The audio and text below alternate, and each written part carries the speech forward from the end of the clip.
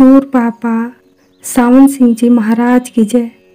परम संत कृपाल सिंह जी महाराज की जय। दिल से दिल की बात अध्याय 5। प्रेम पूर्वक आप अधिक सीखते हैं। शाम का दर्शन सावन आश्रम दिल्ली 6 अगस्त 1974। गुरु प्यारी साध संगत जी, अभ्यास के समय हमारे मन में कुछ सवाल हों, यह महाराज जी कभी नहीं चाहते थे। इसलिए उन्होंने हम सबसे अनुरोध किया था कि हम सारे प्रश्नों को लिख कर लाया करें। आज शाम के प्रश्नोत्तर ऐसे हैं मानो महाराज जी ने एक एक शिष्य के साथ संवाद किया हो। महाराज जी फरमाते हैं, कैसे बलशाली लग रहे हो, हाथी जैसे, घोड़े जैसे, या विस्की शराब पीने के नशे जैसे। इनकी तुलना नहीं हो सकती। यदि आप नशे में हैं तो मानिए विस्की पीने की तरह है। शिष्य, गत वर्ष महाराज जी ने मेरी 8 वर्षीय पुत्री को पवित्र शब्द धुन की दीक्षा दी थी। मैं जब जर्मनी वापस गया तो मैं उसे रोज 1 घंटा बिठाता था। कुछ दिनों के बाद मैंने उसे ध्यान के लिए बिठाना बंद कर दिया, क्योंकि मुझे लगा कि वह सही मायनों में इसको चाहती नहीं है। अब तो वह बिल्कुल ही समय नहीं दे रही है। इसके पीछे क्या कारण है? पिता के तौर पर उसकी किस तरह मदद कर सकता हूँ? महाराज जी, उसे भजन अभ्यास में बैठने की फिर आदत डालो। हम कोई काम लगातार करते हैं, 1 बार, 2 बार, 3 बार, 10 बार, तब उसकी आदत बन जाती है। आदत जब पक जाती है फिर वह स्वभाव में शामिल हो जाती है। आपकी बच्ची के बारे में अब इसका असर उल्टी तरफ हो रहा है। वह पहले 1 घंटा देती थी, बाद में उसने बंद कर दिया। अब उसकी रुचि बदल गई है। आंतरिक ध्यान की बजाय अब उसे सांसारिक चीज़ों में ज़्यादा आनंद आ रहा है। बस यही है, यह स्वाभाविक भी है। उसे पुनः चालू करने दो। आदत धीरे धीरे स्वभाव में बदल जाएगी।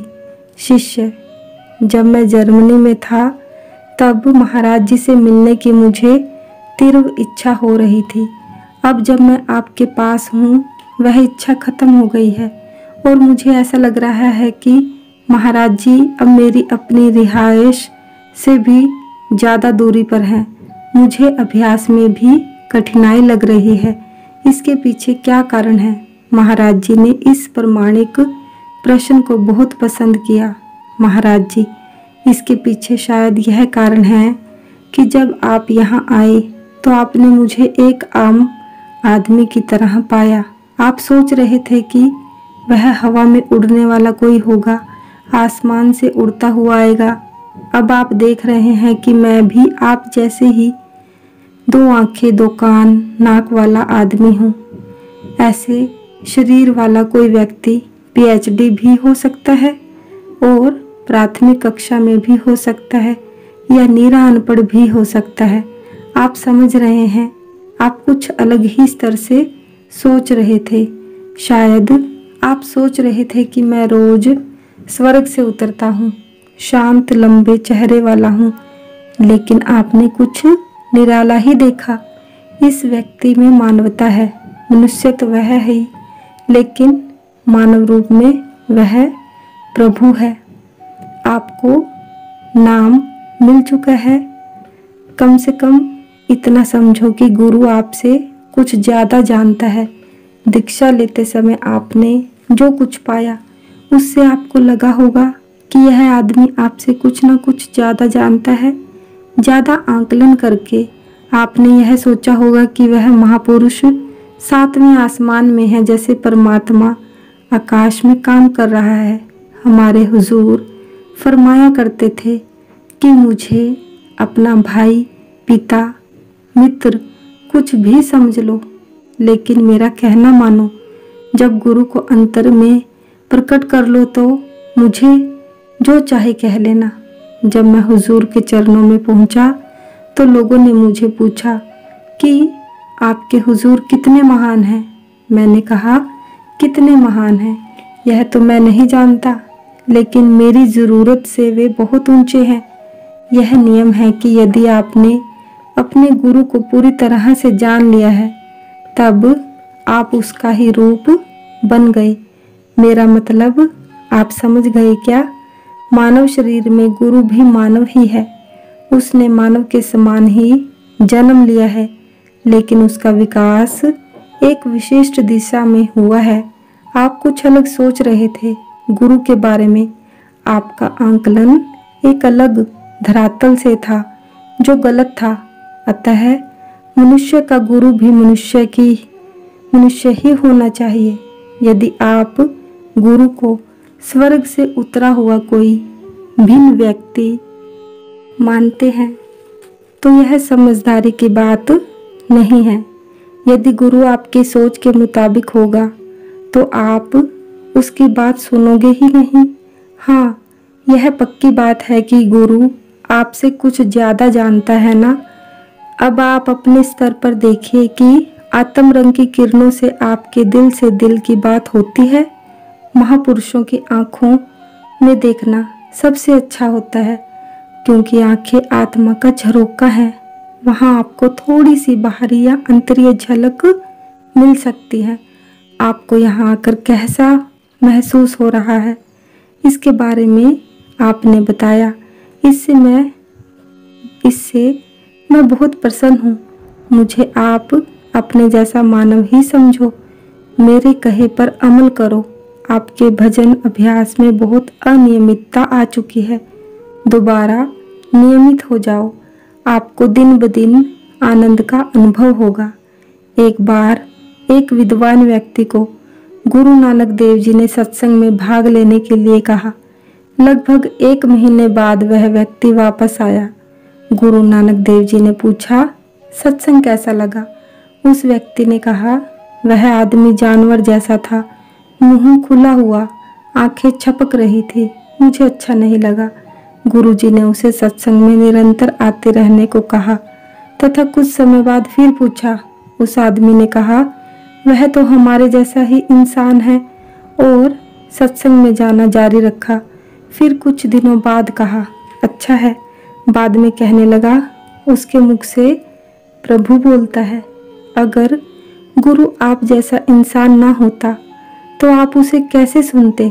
गुरु भी आपकी तरह जीता है। वह कभी नहीं सोचता कि वह इंसान से ऊपर है। वह कहता है कि उसका जन्म भी आपकी ही तरह हुआ है। यह कथन सत्य है, लेकिन कुछ मामलों में वह एक PhD प्राप्त विद्वान के समान है। कुछ मामलों में उसकी जानकारी अधिक होने के कारण वह आपका सही मार्गदर्शन कर सकता है। कभी कभी 2 आदमी पहाड़ों पर जाने के लिए अलग अलग रास्ते अपनाते हैं। एक रास्ता भटक जाता है और दुखी होता है, दूसरा सही रास्ते से जाता है और गुम नहीं होता। मेरा मतलब आप समझ गए क्या? अब आप सतगुरु की सही कीमत समझ गए। वह भी आप जैसा इंसान है। आइए मुझसे हाथ मिलाइए, मैं आप जैसा ही इंसान हूँ। महाराज जी शिष्यों की ओर अपना हाथ बढ़ाते हैं। लोग नकली रूप बनाते हैं, नाटक करते हैं। जब कोई प्राथमिक कक्षा में होता है तब उसे उसी स्तर से पढ़ाया जाता है। उसे ट्रिग्नोमेट्री जैसे जटिल विषय नहीं पढ़ाए जाते। कक्षा के स्तर के अनुसार पढ़ाई का दर्जा बढ़ता जाता है।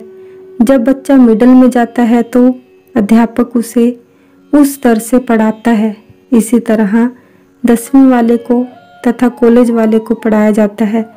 जो लोग कहते हैं कि उन्होंने प्रभु को जान लिया है, परंतु असल में जाना नहीं होता, वे केवल नाटक करते हैं और अपने आप को धोखा देते हैं। यदि वे जानते होते तो उसे प्रमाणित करने की क्या जरूरत? दूसरों को आपके बारे में खुद ऐसा कहने दीजिए। आप तक जो सुगंध पहुंची है उसका मूल्य आप करें।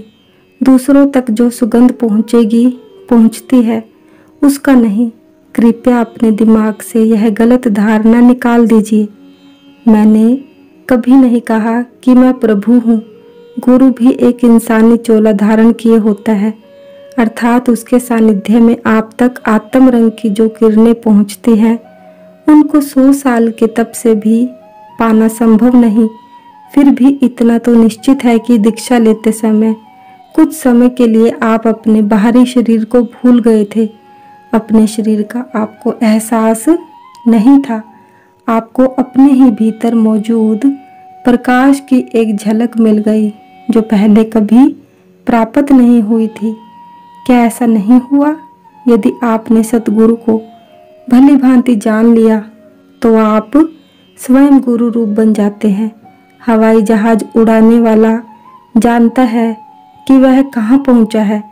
चींटियाँ या चूहे नहीं जानते कि कबूतर कैसे उड़ते हैं।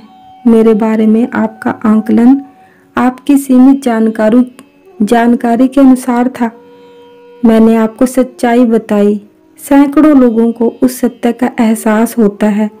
यह बात यह दर्शाती है कि प्रभु की कृपा हम तक पहुंच रही है। क्या ऐसा नहीं है शिष्य? मैं एक अध्यापक हूँ। मैं यह जानना चाहता हूँ कि अपने विद्यार्थियों के प्रति मेरा व्यवहार कैसा होना ठीक रहेगा, कठोर या नरम?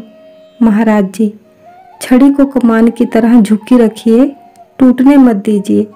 अर्थात आप सख्त नजर आएं पर सख्ती ना करें।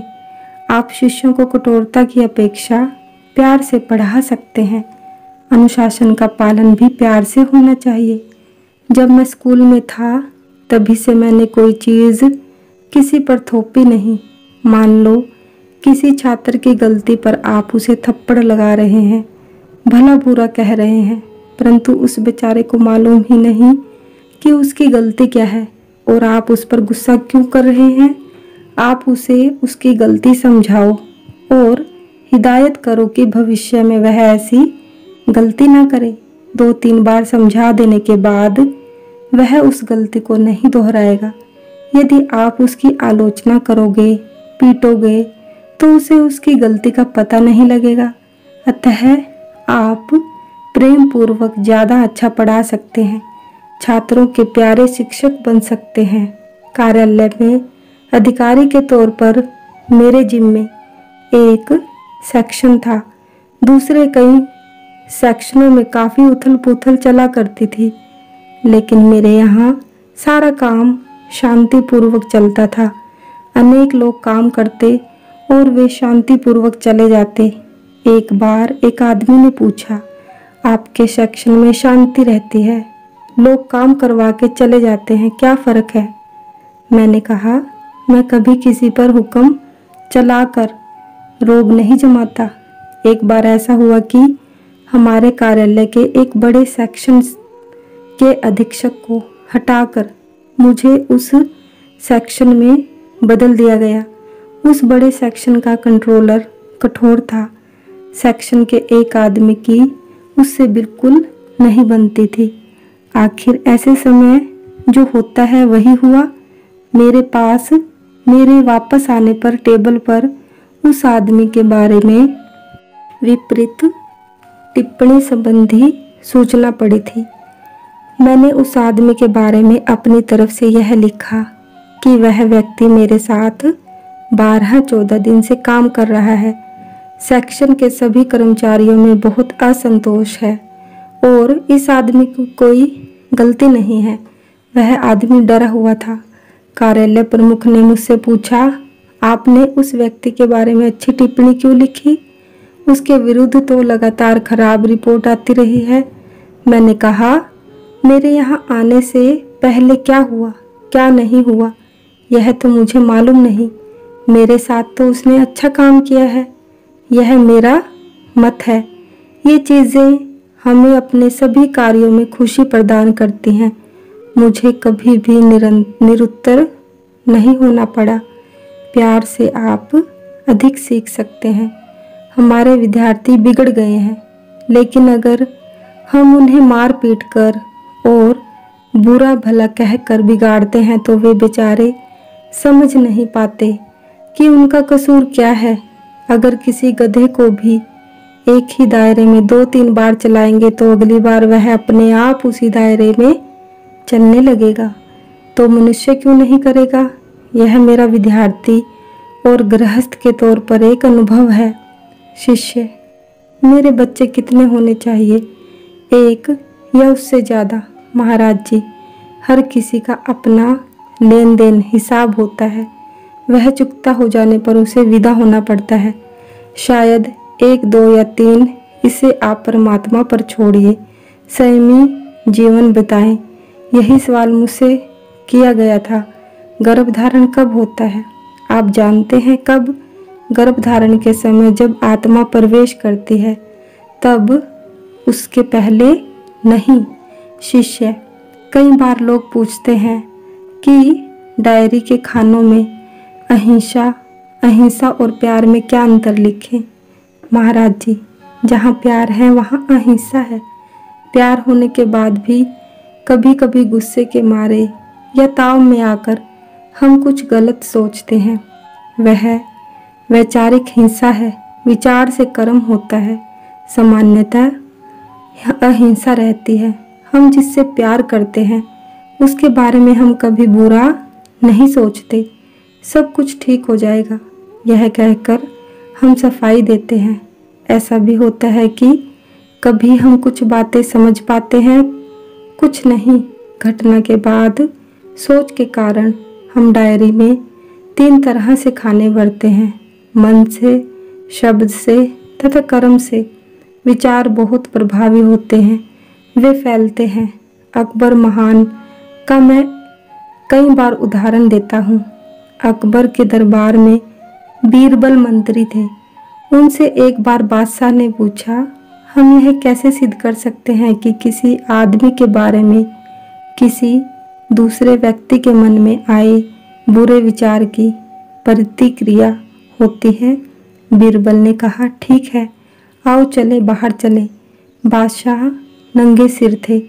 बीरबल ने बादशाह से कहा, सामने से आने वाले आदमी के बारे में कुछ सोचो। जैसे ही वह पास से गुजरे तो उससे पूछना कि वह आपके बारे में क्या सोच रहा था। जैसे ही वह आदमी पास आया, बादशाह ने उससे पूछा, मित्र, घबराओ मत, मैं तुम्हें मुआफ कर दूंगा। सच सच बताओ कि मेरा चेहरा देखने पर तुम्हारे मन में क्या विचार आया था? उस आदमी ने उत्तर दिया, सचमुच जब आपके सिर को देखा तो सोचा कि आपके सिर पर घूंसे मारूं। मैं आपको एक बात बताता हूँ, आप गुरु की तरफ जितनी श्रद्धा और आस्था रखोगे, बदले में आपको उतनी ही श्रद्धा मिलेगी। कभी कभी आपके मन में आस्था होती है तो कभी कभी कुछ गलत विचार भी मन में आता है, जिससे आपका सारा दृष्टिकोण ही बदल जाता है। ऐसी स्थिति में हमें तुरंत मेल मिलाप करना चाहिए, गलत विचार को पनपने नहीं देना चाहिए। धीरे धीरे समय के चलते आप जान जाएंगे कि सतगुरु के मन में आपके प्रति कोई दुर्भावना नहीं है। उनसे सदैव प्रभु प्रेम की किरणें निकलती हैं। अपने दर्जे के अनुसार बात करना हर किसी का अधिकार है, परंतु आमतौर पर इसमें कमी रह जाती है। जब तक आप अपनी आंखों से ना देखो, अपने कानों से ना सुनो, तब तक विश्वास मत करो। वे भूखे भेड़ी की तरह आते हैं, लेकिन वे भेड़ की तरह होते हैं। ये सब सामान्य समझ की बातें हैं। आप कई परेशानियों को टाल सकते हो। वही वेश, वही पहरावा, ऐसा प्रतीत होता है। शिष्य, क्राउन ऑफ लाइफ पुस्तक में सिख मत पर जो अध्याय है, उसमें लिखा है कि गुरु गोबिंद सिंह एक बहादुर योद्धा थे।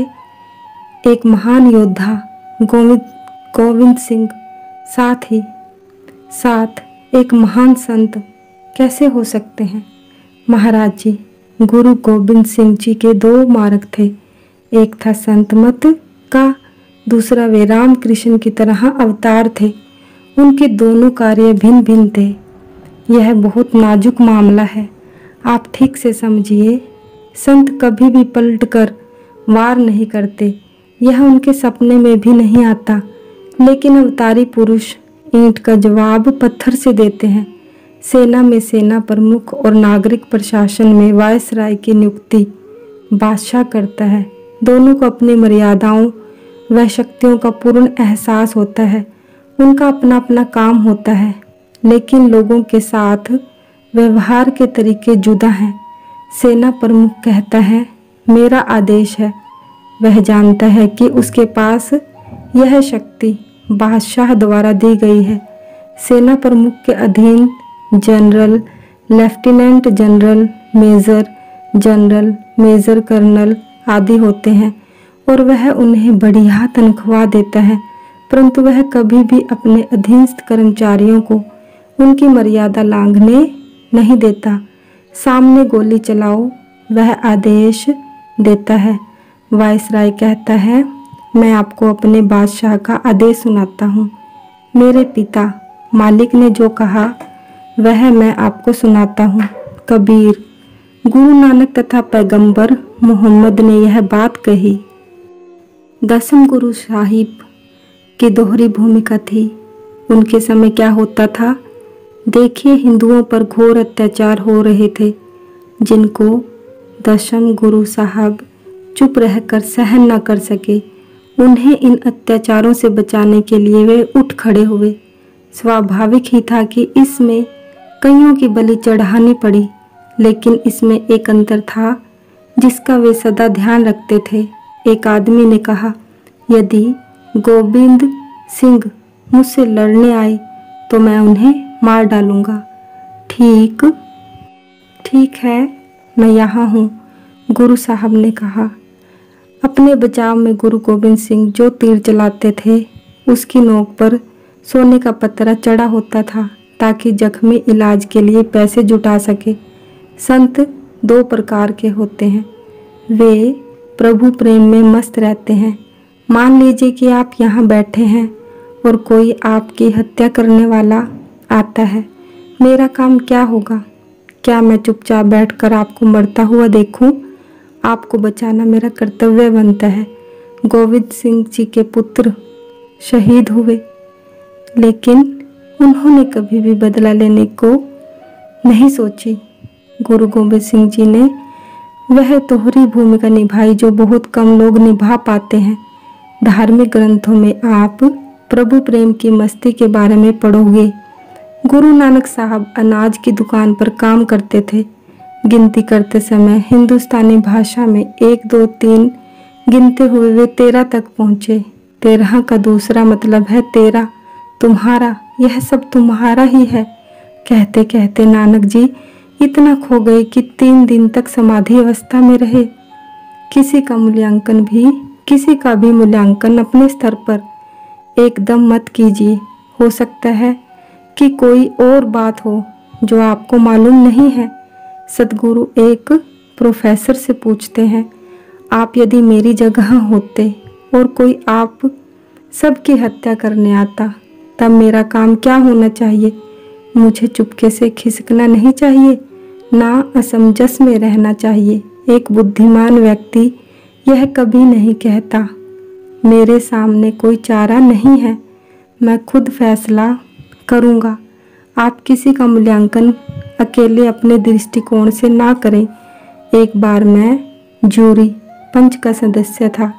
अभियुक्त, उसका शस्त्र और वस्त्र खून से सने पड़े थे। महाराज जी ने वैसा ही स्थान ग्रहण किया। विचारों में डूब गए, जैसे दोबारा उस न्यायालय में बैठे हों। मैं बैठ गया। महाराज जी ने आंखें बंद की। मुझे एकदम झटका सा लगा। मैं यकायक कह उठा, आपका मूल्यांकन ना हो, इसलिए किसी का मूल्यांकन ना करें। मेरा चुनाव सरकार ने किया था। मैंने न्यायाधीश महोदय से अनुरोध किया कि कृपया मुझे अदालत से जाने दीजिए, मैं सबसे प्रेम भाव रखता हूँ। हाफिज साहब ने भी यही कहा। अपने हुजूर के जीवन की एक घटना सुनाता हूँ। जब वे अपने पोतों को पढ़ा रहे थे तो एक दिन मुझे उनके पास बैठने का सौभाग्य प्राप्त हुआ। मेरा सौभाग्य नहीं, यह उनकी कृपा थी।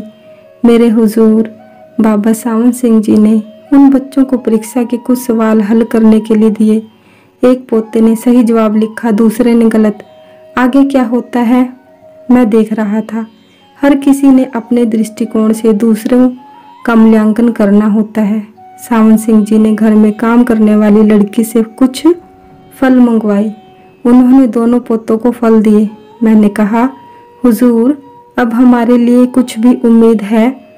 अगर आपके पास और सवाल बचे हैं तो उनका क्या स्वागत है। मुझे अपने जैसा मनुष्य ही समझो। क्या आप सोचते हैं कि मैं मनुष्य हूँ? क्या आप आश्वस्त हैं? तब ठीक है, अब मैं जैसा कहता हूँ वैसा करो। बिना किसी शंका के आराम से बैठिए। आप उसे प्रभु को मिलोगे। प्रभु आपके अंतर में मदद करेगा। हजारों लोगों ने, मुझे कभी ऐसा नहीं लगा। मुझे मालूम है कि यह प्रभु की कृपा है। शिष्य, मन को एकाग्र कर सही ढंग से अभ्यास करना कहाँ से मिलता है? अर्थात मन को बिना कुछ दिखने पर अंतर में कैसे एकाग्र किया जाता है? महाराज जी, जैसा बीजोगे वैसा काटोगे। आपके मन में आने वाले विचार उसमें तरंगे पैदा करते हैं। आप पानी की सतह पर छड़ी मारते हैं तो कुछ देर तक उसमें लहरें उठेंगी। यदि दोबारा छड़ी ना चले तो पानी किस सतह स्थिर हो जाएगी। इसी तरह आपके मन में लगातार विचार आते रहते हैं। अतः आप जब अभ्यास में बैठने की तैयारी करते हैं तब आपको क्या ऐसा नहीं लगता कि मन में ये लहरें उठ रही हैं?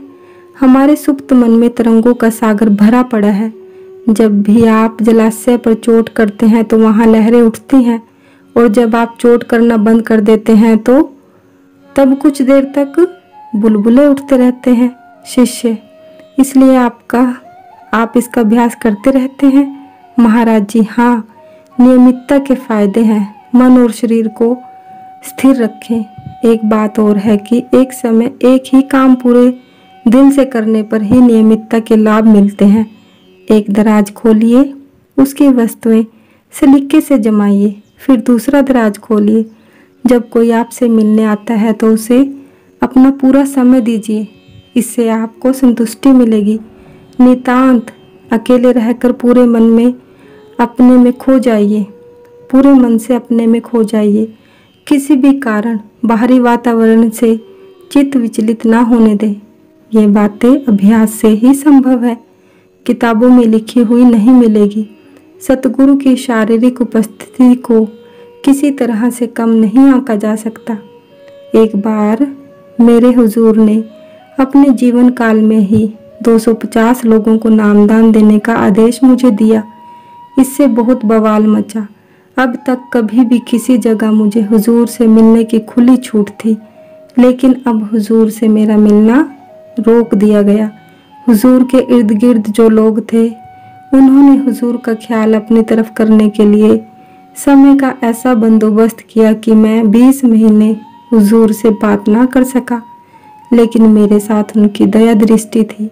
हम दोनों आमने सामने ना होते हुए भी मैं जानता था कि मुझ पर उनकी मेहर भरी नज़र है। मैंने कभी किसी के भी विरुद्ध कुछ नहीं कहा। एक बार ऐसा हुआ कि चिलमिलाती धूप में दीवार के सहारे मैं उनसे मिलने की प्रतीक्षा में दिन भर खड़ा रहा। शाम को 5 बजे हुजूर ने पूछा, कोई और है? कोई व्यक्ति प्रसाद पाना चाहता है, उसे अंदर भेजिए।